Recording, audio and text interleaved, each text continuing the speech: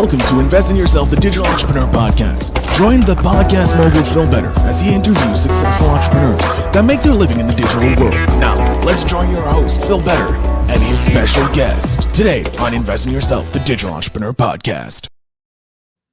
Welcome, everybody, to Invest in Yourself, the Digital Entrepreneur Podcast. I am, of course, the podcast mogul Phil Better, and today I am happy to have the host of the Purpose Driven Podcast, the mastermind behind the Purpose Driven Podcast, or Masterclass, and the Growth Now movement, Mr. Justin Schenck. Justin, thank you so much for being here. Phil, thanks so much for having me. I'm excited to dive in and hopefully share one or two things that your audience is like, hey, maybe this Justin guy isn't totally dumb. So that's always the goal here. Well, with the amount of amazing people you have on your background that you've interviewed, I'm pretty sure you're not full of BS or anything, that you know a few things. Justin, could you give us a quick introduction about yourself? Let my audience know. Yeah, man. So, I always like to say I'm a podcaster first. And I think I say that because everything that I do now in multiple businesses and speaking and my own live events all stems from the podcast itself, which I started 6.5 years ago. Back in the day when I would tell people I had a podcast, the response would be, "What's a podcast?" And now they roll their eyes and they go, "Oh, you have a podcast too?" And so it's changed so much, which I love, because I think podcasting is such a beautiful medium for people to learn, for people to connect, for people to grow.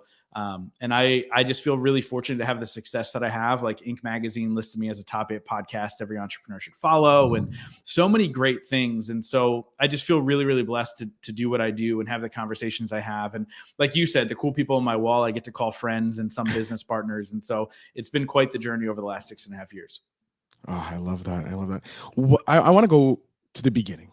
What made you decide to start a podcast? Like, what was it that drove you to do this? Like, what was your why? Yeah. So it's funny.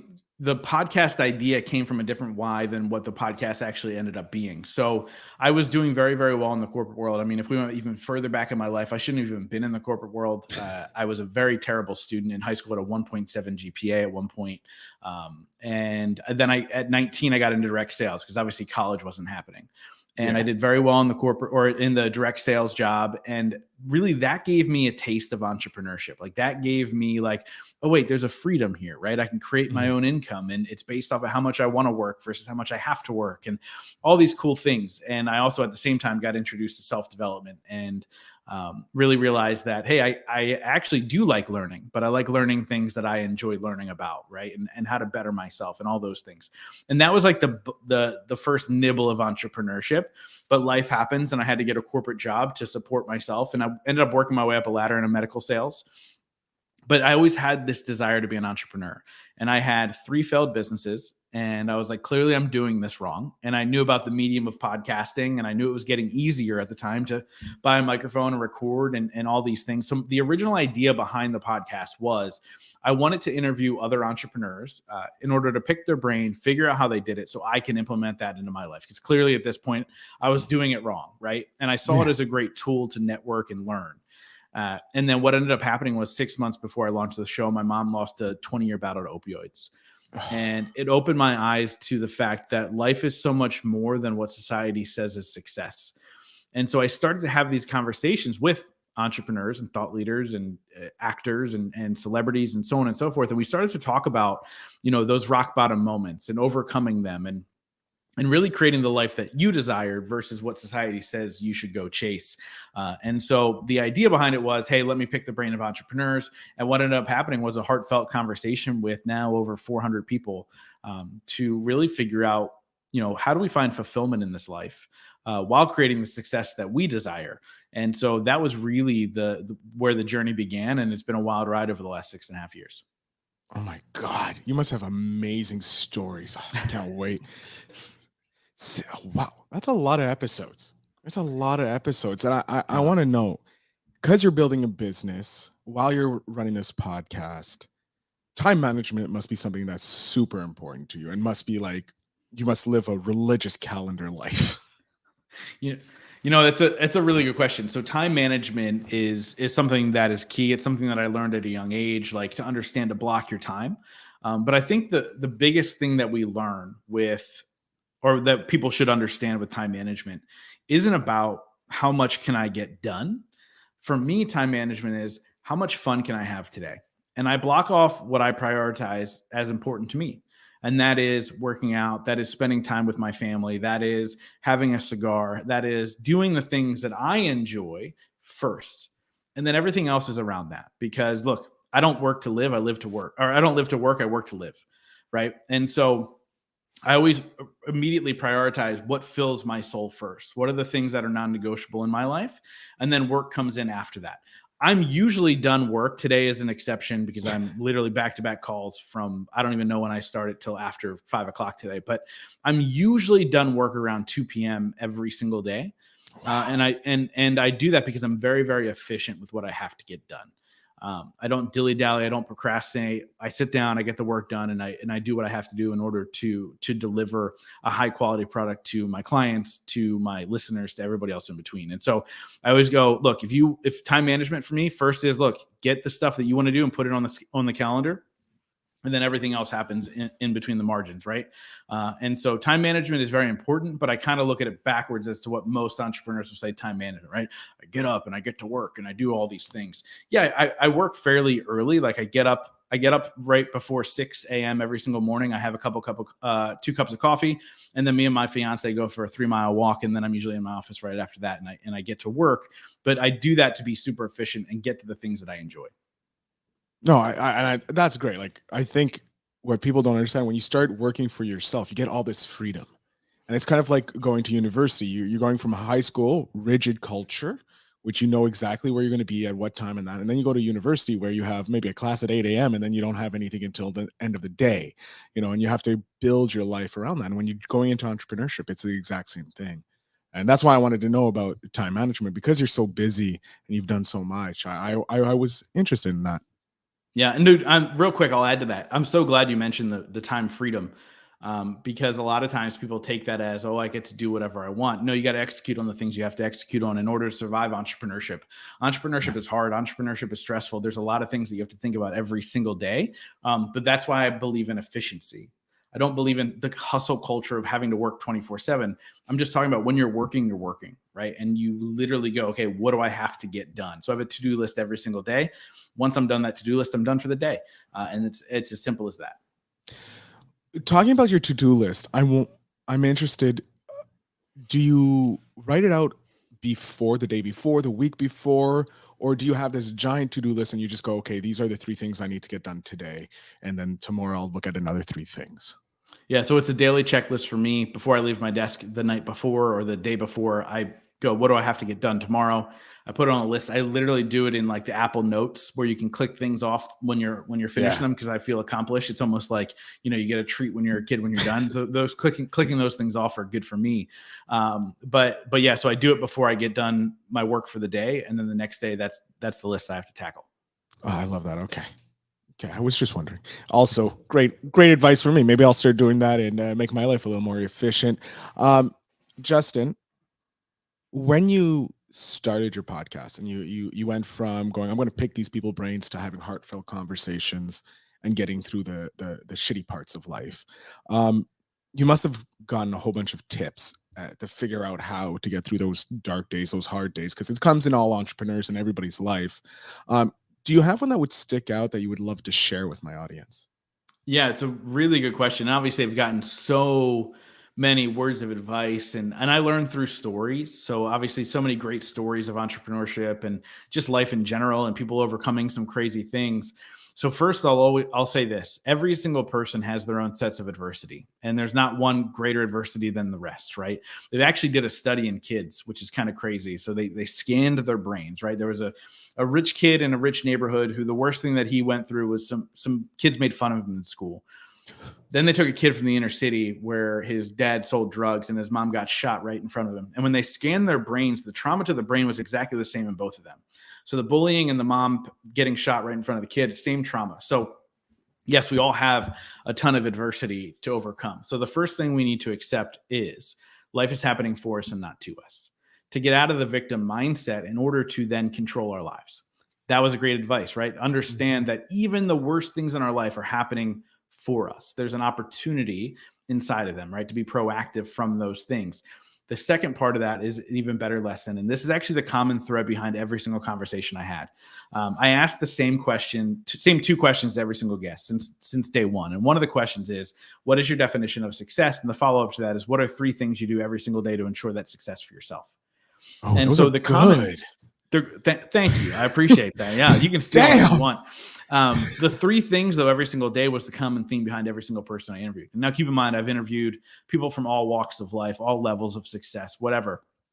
And the 3 things I realized was self-serving in some way, shape, or form. They were taking care of themselves in some way, shape, or form. And so I realized that you have to be, in order to be selfless in life, you have to first be selfish. And you have to make sure that you're doing the things for you first, right? And so from there, I created 4 things that I do every single day that are non-negotiables, that when I started to implement them daily into my life changed. My business grew, my relationships got better, I got healthier, like all these things. When I put them into my life and I made them non-negotiables, that was a life-changing thing for me. And so it's really a 2-part answer to your one question, right? It was one, first you have to get out of the victim mindset, right? But understanding life is happening for me. And the second thing is you have to make sure you take care of yourself, because you can't pour from an empty cup. Wow, jeez. Getting golden nuggets here. Over 400 episodes of gold just given right there. I love it. That is great. Like, yes, pouring from an empty cup. You can't do that. You need to fill yourself. Oh, it's just like everything is just hitting differently. I love when I have a moment like that with a guest. Do you have maybe a favorite episode that you've recorded in your podcast? Yeah, man. I don't want to say all the hard. episodes are bad, right? But is there one that stands out? Well, they're all terrible. So what's the best? What's the best of the worst? Yeah. No, this is actually probably my number one question that I get asked, right? When I speak at events, there's always like somebody who's like, "Oh, well, who's your favorite guest?" or whatever. And I don't have an answer to that. They've all been great. They've all served in some way, shape, or form for me, for sure. But there's been moments, like pinch me moments, that I like to share, right? So like there's a guy named Fabio Viviani from he was on Top Chef. He's a massive entrepreneur.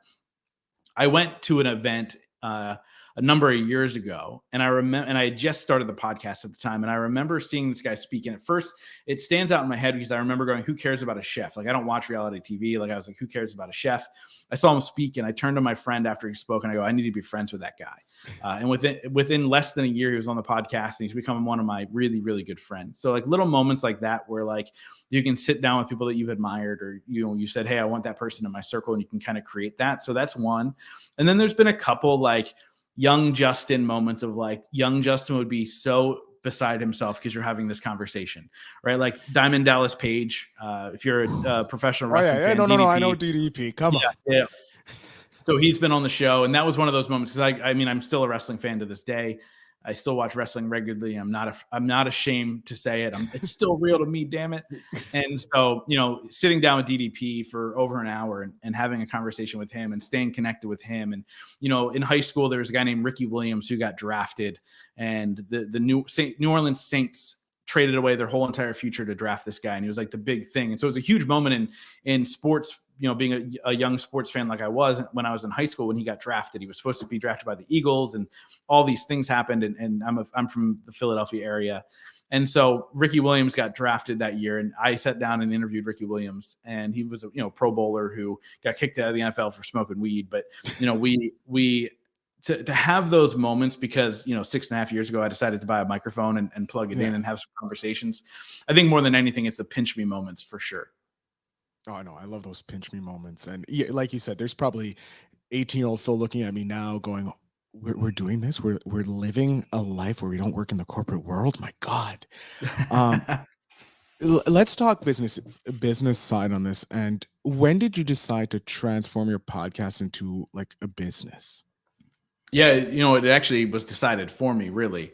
Like of course, I think in the back of my head, I had a dream that like, the podcast would blow up and I'd, do my business, and then I'd speak, and, the things that I do now, which is crazy now that I've just said it out loud, but I think it was kind of an idea in the back of my head, but I never really thought it would ever become that. And so I own a number of different podcast businesses. So when people ask me like, who are you? I always say I'm a podcaster first. the podcast itself is the center of the wheel, and then there's these spokes that come off. And so I own 3 different podcast companies that all kind of focus on different things, and then the other side is my brand, which is my live events and speaking and the motivational side of things. But the way it worked was the podcast took off. It started to grow organically, and I was having success, and it took some time. Don't get me wrong. Like, it was like a year plus before there was any kind of growth on the show, and then started really getting some growth. And then Inc. magazine happened, and it exploded, and people will come to me and like, hey, talk to me. How do I do this podcast thing? And I started helping people. And I remember a moment where a guy, I spent some time with him, about 45 minutes. And I said, do this, whatever. And he goes, wow, I've really liked this conversation. Can we continue? I'd like to continue it. And I said, sure. Like, I was about to be like, yeah, let me know whenever you want to chat. We can. And he goes, well, how much? I was like, oh, wait, hold on. People will pay me for this. And so I made up a number on the spot. He paid me for 5 months in advance. And that's kind of started this, like, oh, well, okay, maybe the podcast itself might not be the business, but maybe I can do something along those lines. And I still to this day own a podcast coaching and production company. And, it's just a cog in the wheel, really. But it happened accidentally, really. Like, I just kind of said yes. And so now when I talk with other fellow entrepreneurs that are in the beginning of the stages, I always go into a season of yes. When you don't really have anything going for you, when things feel stale, it's okay to say yes to opportunity that you didn't necessarily see that being the vehicle or the driving force, right?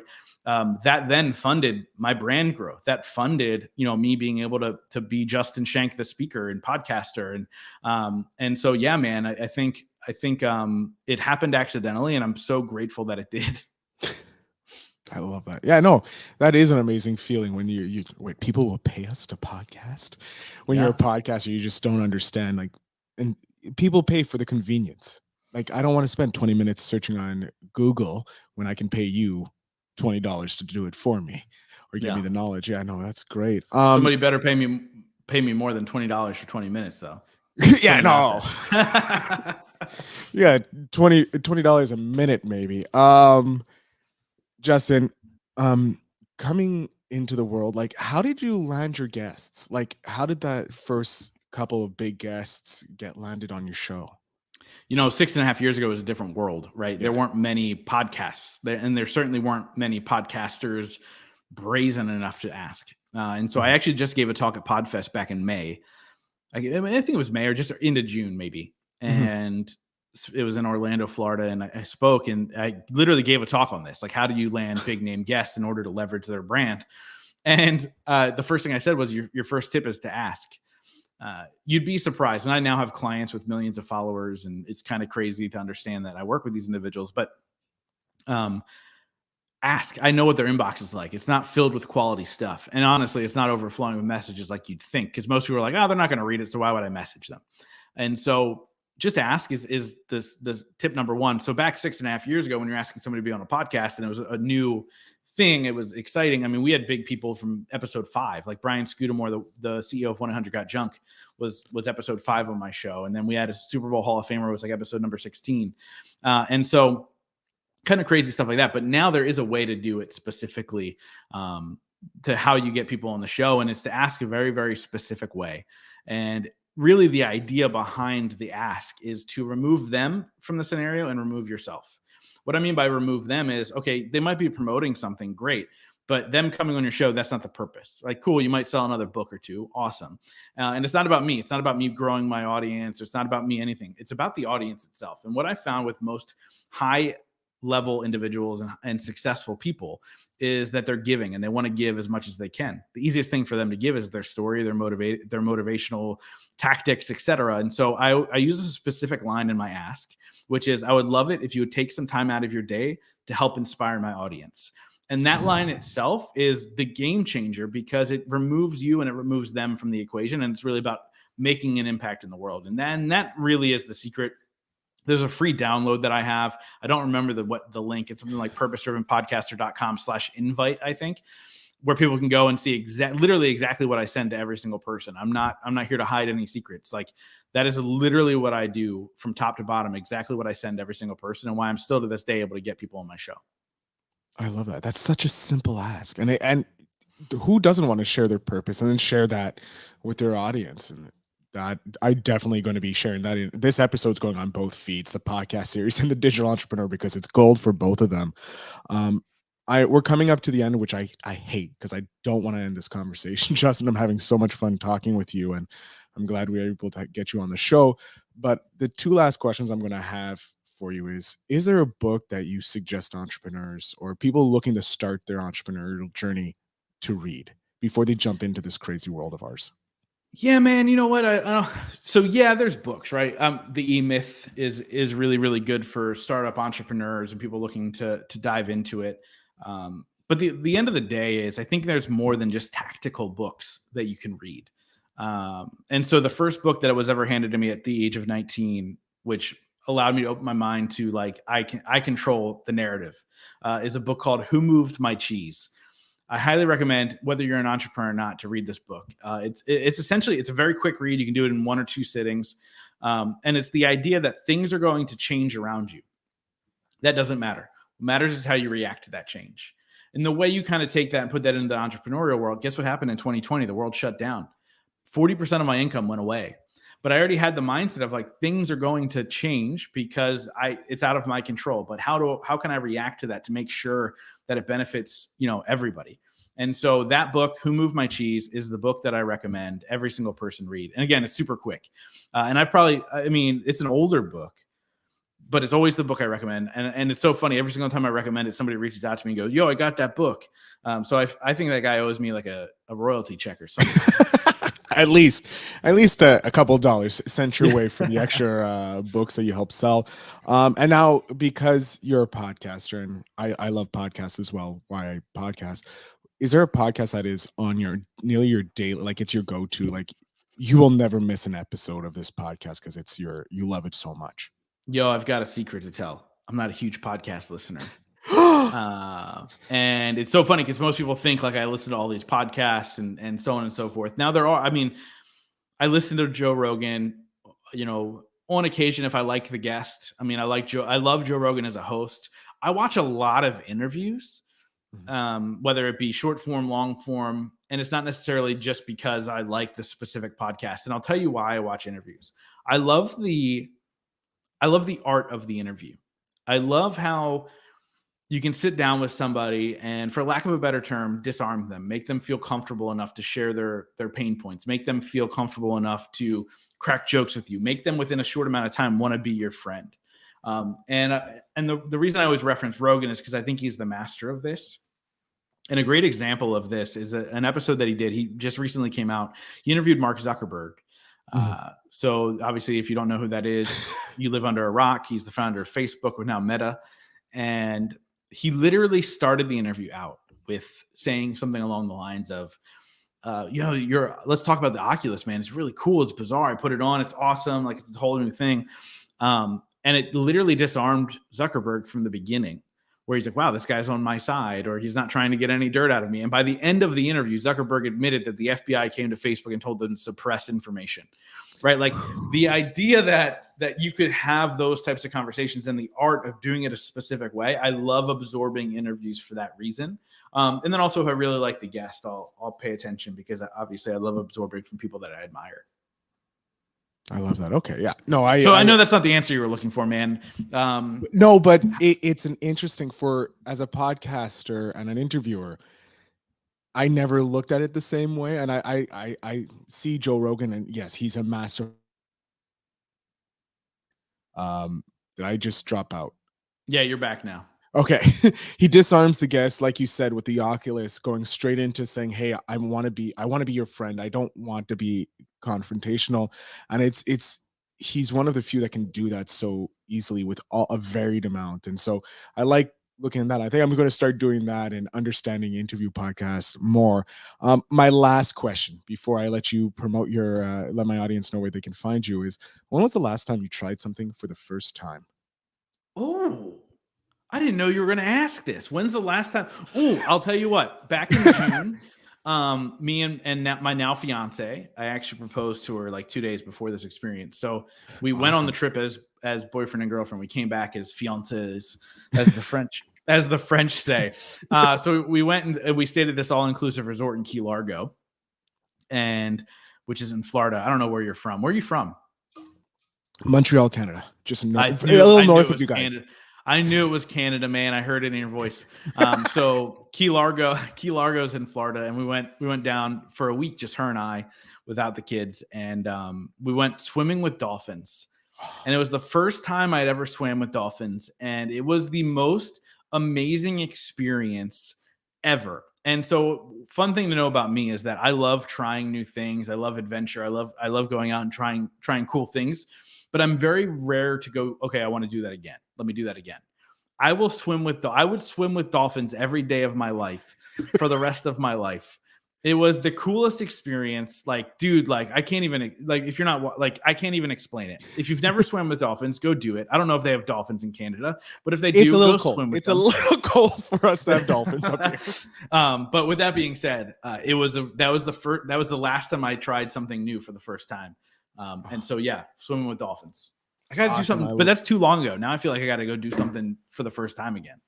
Well, maybe this will inspire you to. I'm going to jump off screen here, Justin. I want you to let my audience know where they can find you, how they can support you. So the floor is yours. Yeah. So, I mean, what I always like to say is wherever you're listening to the show or watching it, search the Growth Now movement.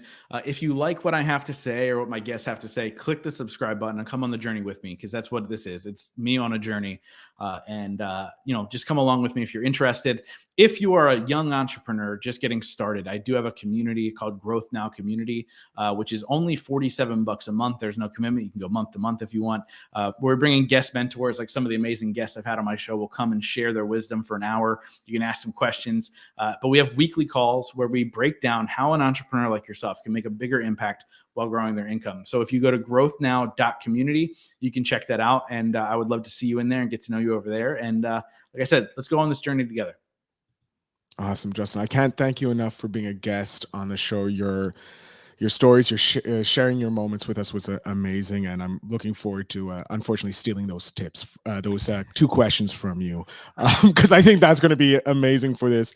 But again, thank you so much for being an amazing guest. Phil, thank you so much, man. This is great. Excellent. To my audience out there, make sure you check the show notes down below to support Justin. And remember to always invest in yourself.